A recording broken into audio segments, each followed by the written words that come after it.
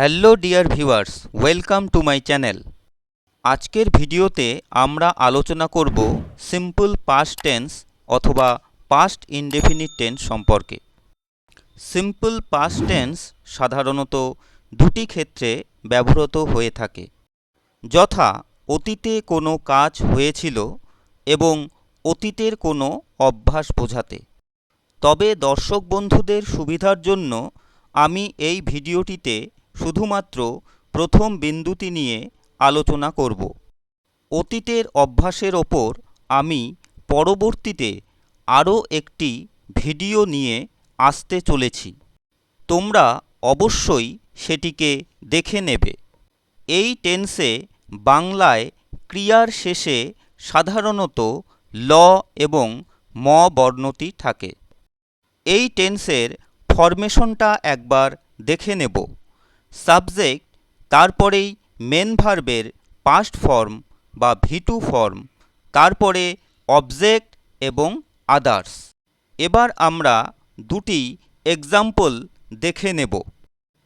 I ate rice, অর্থাৎ আমি ভাত খেয়েছিলাম।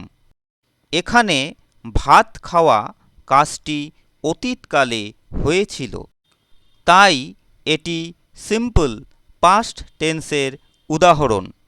এখানে আই হল সাবজেক্ট, এট হল মেন ভার্ব ইটের পাস্ট ফর্ম বা V2 ফর্ম এবং রাইস হল অবজেক্ট। এবার আমরা পরের উদাহরণটিকে ভালোভাবে লক্ষ্য করব। দে প্লেড ফুটবল, অর্থাৎ তারা ফুটবল খেলেছিল।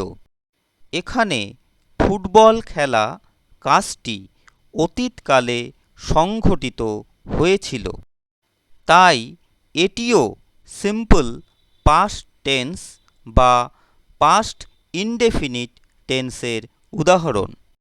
এখানে দে হল সাবজেক্ট, প্লেড হল মেন ভার্ব প্লের পাস্ট ফর্ম বা V2 ফর্ম এবং ফুটবল হল অবজেক্ট।